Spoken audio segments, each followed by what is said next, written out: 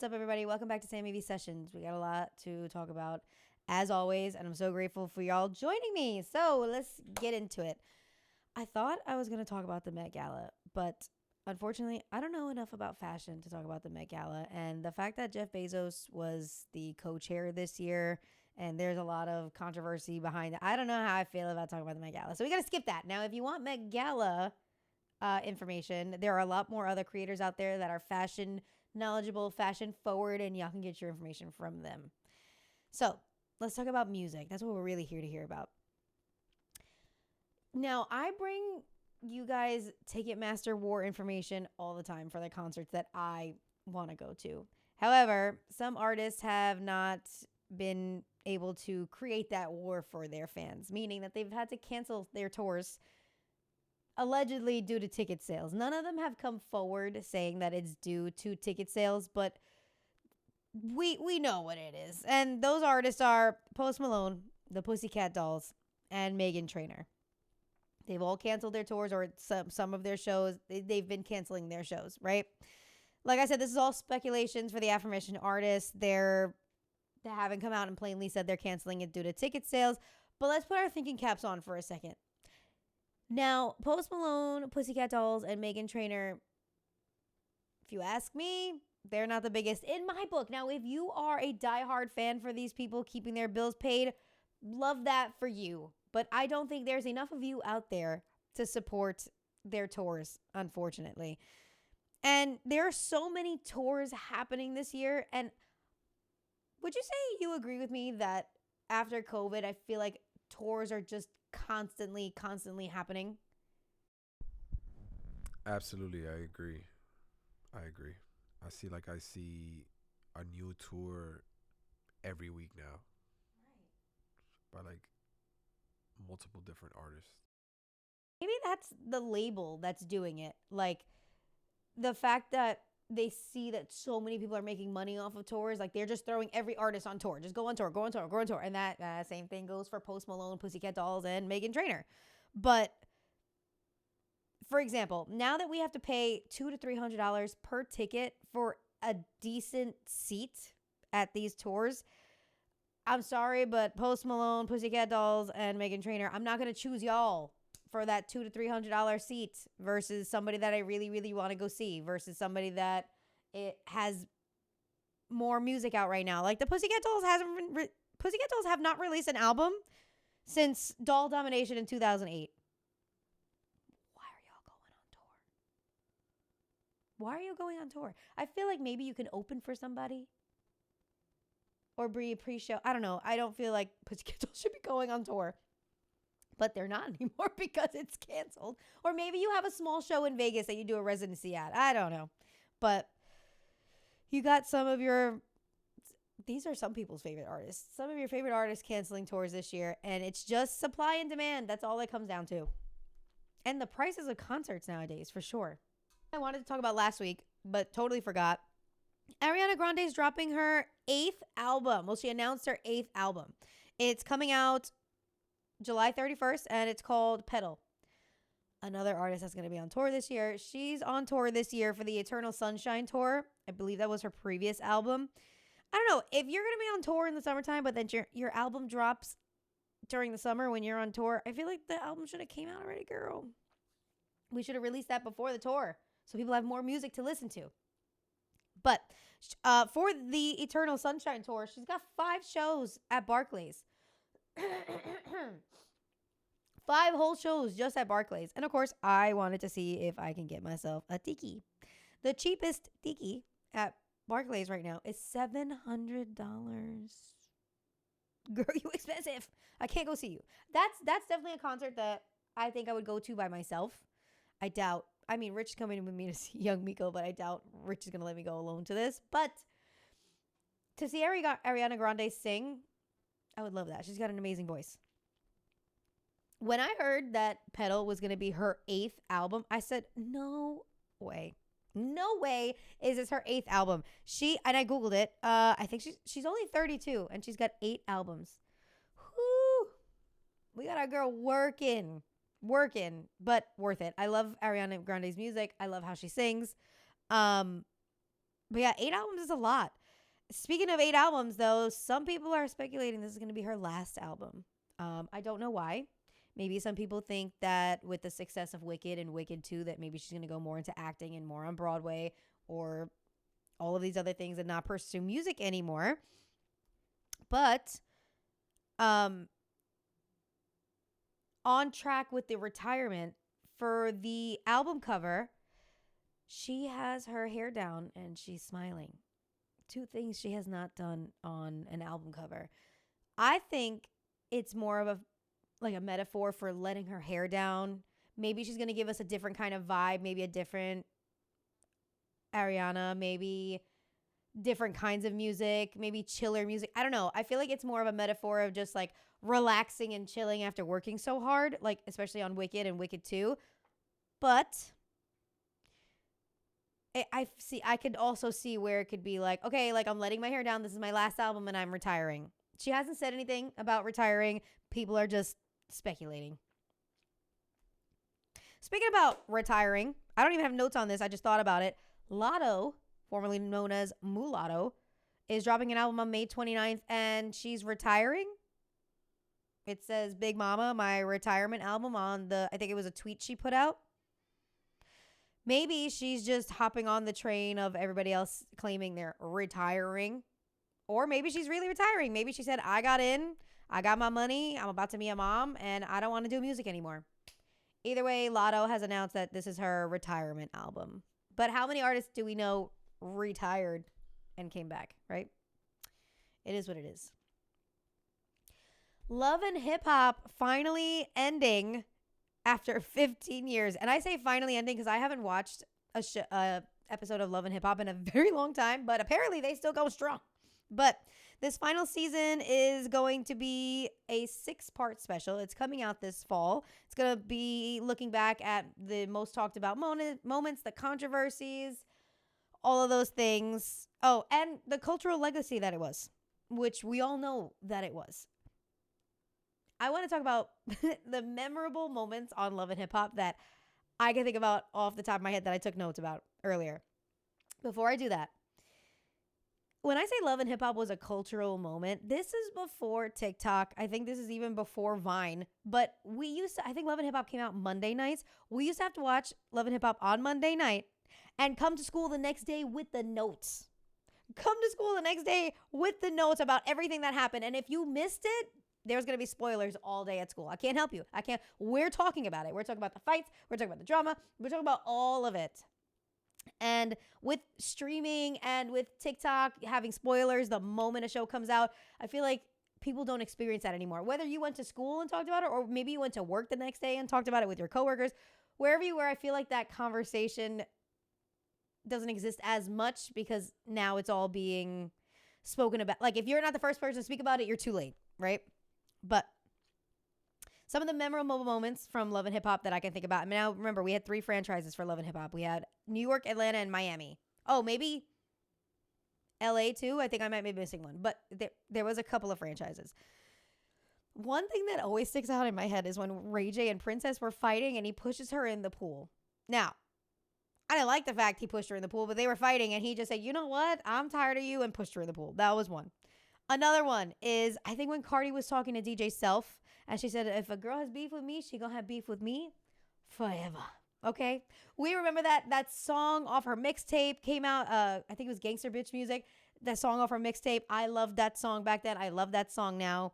That's a good one. The Peter Guns, Tara, Amina drama. When Amina said, you want me to prove that he loves me? Okay, fine. I'm his wife. And Tara lost her mind. Tara lost her mind. And then I think still tried to fix it with Peter Guns after that. A hot mess. Reality television at its finest. Then you had Jocelyn calling Mimi Molly the maid in her maid outfit. That wasn't nice. I did not like the Mimi, Stevie J, Jocelyn drama. Like, you know what's crazy? In this show, these men were ain't shit motherfuckers. Ain't shit motherfuckers. And you had all these women fighting over you. I to this day, I still don't understand that. And I see that shit in real life too. It's not just on reality television. But Then you had K Michelle talking about she's shaking the table. You had Scrappy and Erica, Rashida and Kirk. I can go on and on and on and on.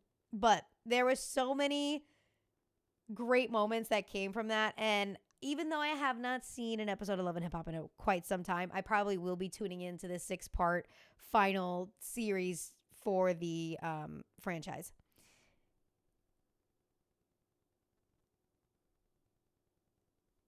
One thing though, with this 6-part series, it says that they're going to be also, I think they're going to be talking about producers. They're going to be talking to producers and cameramen. I better see an interview with my girl Cardi B on there, because I don't care what anybody else says. Cardi B is the biggest person to come from Love and Hip Hop, the biggest career persona, whatever you artist, whatever you want to call it. She did her thing. She said, I'm going on Love and Hip Hop. I'm going to go promote myself. I'm going to be myself. And then I'm going to see where it takes me. And this girl has blown up. I loved watching Cardi from Instagram days before she was on Love and Hip Hop. But just what a time. What a time. I can't believe they're actually ending it. I know they were going on and on and on, but I think it's time, y'all. Everything has a time. Did you ever watch Love and Hip Hop? Hold on. Did you ever watch Love and Hip Hop? No, I always watch like small clips here and there of the ratchetness that unfolds in that show, but other than that, no, I did not watch it. No. I feel like most of us that were in school at the time were the ones that were like really watching it and keeping that show pumping. Let's talk World Cup. We're going to be talking about the World Cup a lot until it actually happens next month, but New Jersey Transit said that they brought down the prices for the train tickets to MetLife Stadium, Meadowlands. It started off at $150. I brought that to y'all. Y'all know about that. They said, "Oh, we're lowering the prices after new sponsorships." The new price is ready? $105. You brought it down $45. Now it's $150 round trip. Now it's going to be $105 round trip. I don't think myself or anybody is going to be happy until it's at least like $50 round trip. Like the original price round trip is $12.90, right? It's $12.90. Hold on, Rich is shaking his head. Go ahead. It's the regular price. $12.90 round trip. Regular price? Regular price $12.90. $12.90 should be the fucking price. I think it should be too. But listen, I get it. Max $20. I was gonna say 25 because you double it, right? No. I was gonna say 26-ish. 10 and 10, they profiting. We're good to go. Right, like I understand you want to make some kind of profit off of it, and listen, you might have to run more trains, you need more personnel, you need XYZ. I still don't understand. You hold concerts, you hold events there all the time, and now all of a sudden it's an issue because you see FIFA making a lot of money from it, which I get. Like, get your money, but $105. I think it's gonna continue to come down, like I said before. $20. Okay, Rich wants it to be $20. Well, let's see how low they actually bring it. But more on the World Cup. We have new World Cup songs. Thank goodness gracious we have new World Cup songs. Shakira is dropping a World Cup song on May 14th with Burna Boy. I'm so excited for that. We knew Shakira was going to come in. She was going to save the day. She was going to come waka waka her way in there. This new song is called Die Die. I hope I'm pronouncing it right. It's DAIDAI. It comes out May 14th, and we're going to be talking about it then. I think that's next Friday, if I'm not mistaken. Another one that was just dropped on May 8th is called Illuminate. It's with Jessie Reyes, and I hope I'm pronouncing this right. I think it's Eliana. Elyanna. ELYANNA. I'm probably pronouncing it wrong. But according to the FIFA website, it's a mix of R&B, global pop, and Middle Eastern influences. Eliana is Palestinian and Chilean, while Jessie Reyes, I believe, is Canadian and Colombian. Now I gotta double check that. Yes, Jessie Reyes is Canadian and Colombian, and then you have Eliana, who's Palestinian and Chilean. So a lot of world cultures in this song, and I really like it. Like I said, it's already dropped. You can go listen to it now. FIFA said, hold on, the hits are coming. We gave you this Jelly Roll song, and now we're just going to give you the rest of the hits. They probably let out their, like, least favorite songs first, and now they're coming with the hits. There's a whole album coming out. I think on June 12th, there's a whole album that's going to be coming out for the World Cup. But 2 songs for you to listen to is Illuminate, Jessie Reyez and Ariana, and then you have Die Die coming out on May 14th with Shakira and Burna Boy. Bruno Mars released a Spanish version for Risk It All. In the comments on TikTok, there's a lot of people that are not enjoying the song. However, I think it's really good. I think the Spanish language goes better with the trumpets and the guitar in the background of the song.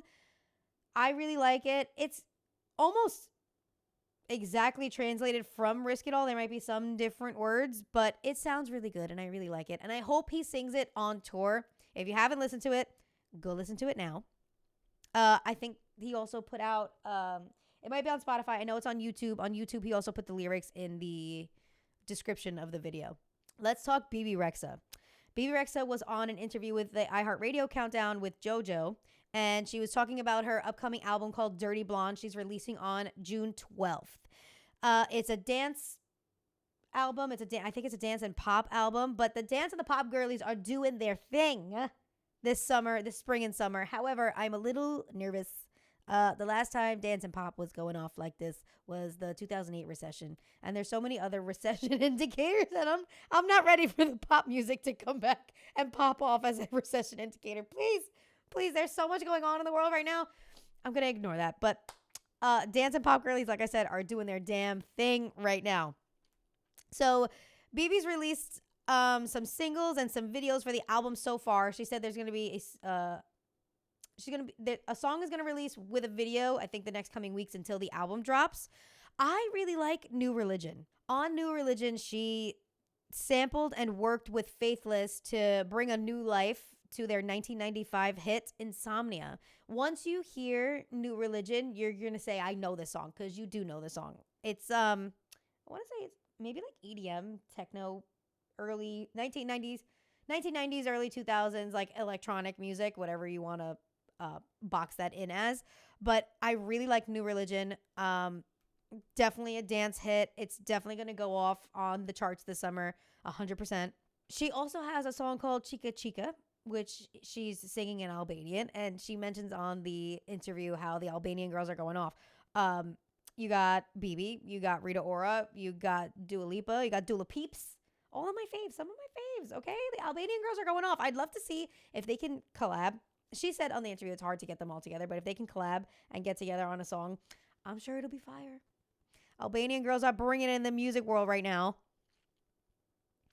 She also brings up writing Monster for Eminem and Rihanna.